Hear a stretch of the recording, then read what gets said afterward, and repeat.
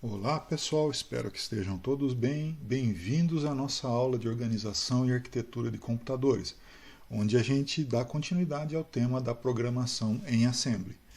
Antes de falar dos temas da aula de hoje, eu gostaria de recapitular algumas coisinhas com vocês. Então, olha, o que é que nós já estudamos em Assembly? Nós estudamos operações aritméticas, a soma, a subtração, a multiplicação e a divisão, como vocês podem ver aqui, né? Soma, subtração, multiplicação e divisão, a operação de decremento e a operação de incremento, não é? Nós estudamos também algumas operações de carregamento, o load, que serve para eu carregar algum valor no registrador AX, e o store, que serve para eu copiar o valor guardado em AX em um outro registrador ou em uma célula de memória. Além disso, nós estudamos também algumas operações lógicas, né? Lembrando AND, OR e NOT, que são realizados bit por bit, correto? E também as instruções de comparação e desvio incondicional, JMP, e desvio condicional, JZ, JNZ, JS, JNS, JO e JNO. Lembrando que JZ e JNZ olham para o flag de 0 para tomar a decisão de desvio ou não. JS e JNS olham para o flag de sinal para tomar a decisão de desvio ou não. E JO e JNO usam o flag de overflow para tomar ou não a decisão de desvio. Certinho, gente? Bom, mais algumas instruções. Por incrível que pareça, pessoal, essas instruções que a gente estudou, elas praticamente fecham todo o assembly do Simbler. O Simbler, como eu falei para vocês, ele é um simulador muito simples, ele é baseado numa arquitetura também bastante simples. Portanto, olha, para fechar o assembly do Simbler, a gente tem que ver mais 3 instruções apenas. E essas 3 instruções, elas são extremamente simples, tá? A primeira instrução, pessoal, é a instrução HLT. Para que serve essa instrução HLT? Gente, olha aqui, ó, ela serve apenas para que a gente possa interromper a execução de um programa. É o que marca, por exemplo, o fim de um programa, né? É o end, tá certo? Então, HLT é simplesmente uma marcação que diz para a CPU, cheguei no final do meu programa. Ou seja, quando um programa em execução encontra essa instrução, ele simplesmente para de ser executado. Acabou, só isso. HLT serve só para isso. Outra instrução bastante simplesinha é a instrução NOP. O que faz essa instrução NOP? Pessoal, literalmente, a instrução NOP, ela faz nada, tá certo? Ou seja, para que ela serve? Ela serve apenas para a gente dar uma pausa na execução de um programa, tá? Durante um certo intervalo de tempo. Então, NOP serve para a gente dar uma pausa na execução de um programa durante um certo intervalo de tempo.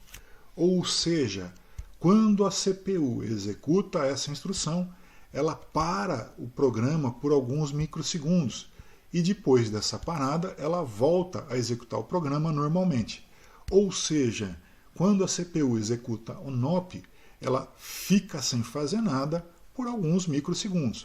Para que serve essa instrução? Sei lá, às vezes se eu quero provocar algum tipo de atraso na execução do meu programa, eu posso fazer isso usando a instrução NOP, correto?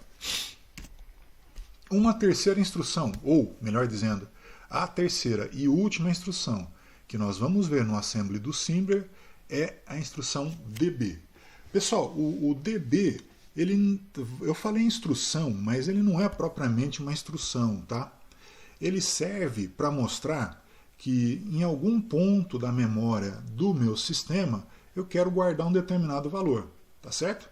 Então, vamos olhar aqui nesse programa, olha, linha 0, JMP3, linha 1, DB25, linha 2, DB13, linha 3, load, @1, linha 4, HLT.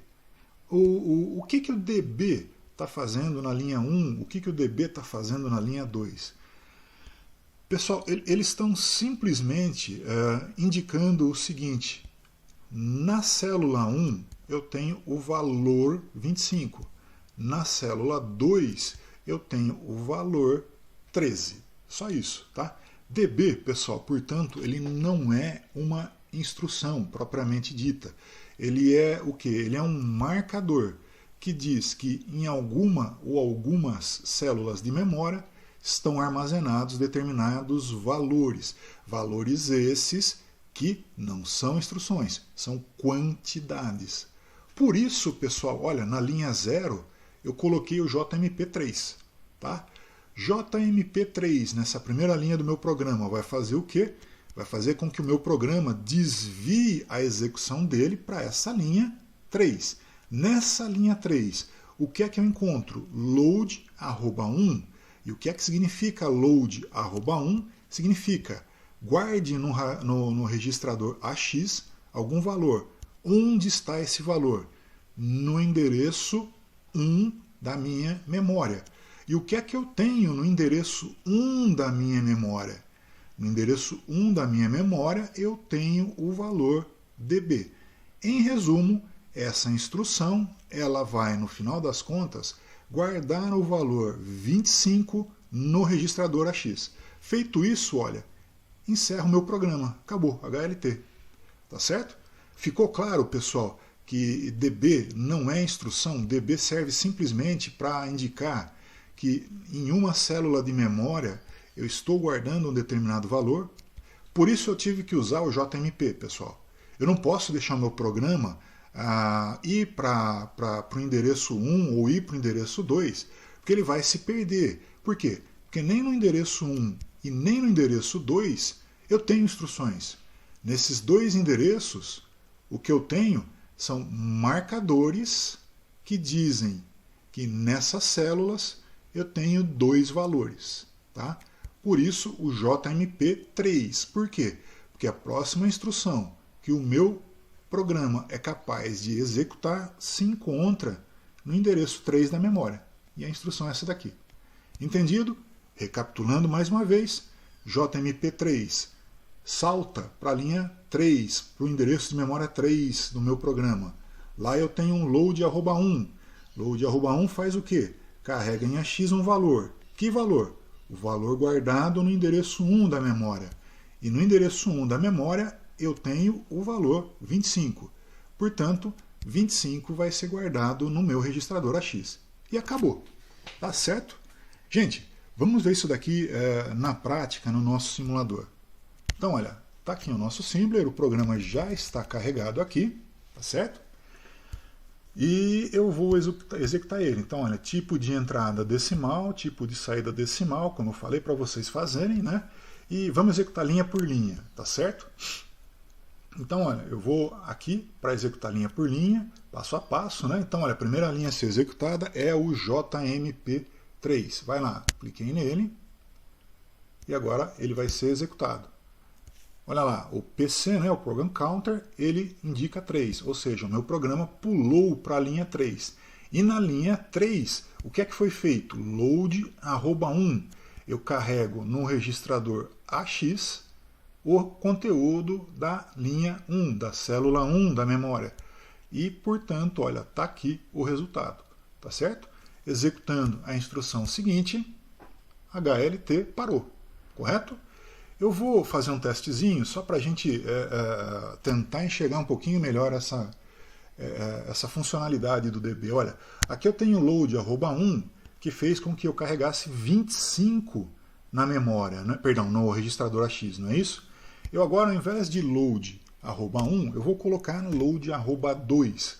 Nesse caso, eu não vou passar para o registrador AX o valor 25, eu vou passar para o AX o valor 13. Por que 13 vai ser passado para o AX? Porque load @2 significa pega o conteúdo do endereço 2, 13, né? E guarda em AX. Correto? Vamos executar o programa para ver se isso vai acontecer. Então, olha, JMP3, load @2, né? Carrega aquilo que está no endereço 2 no registrador AX, e aqui agora eu vejo 13. Por que eu vejo 13 no registrador AX? Porque na linha 2, no endereço 2 de memória, eu tenho armazenado esse valor 13. Correto, pessoal? Gente, é isso aí. Eu vou dar uma paradinha no vídeo. Já já eu volto continuando nossa aula. Até mais!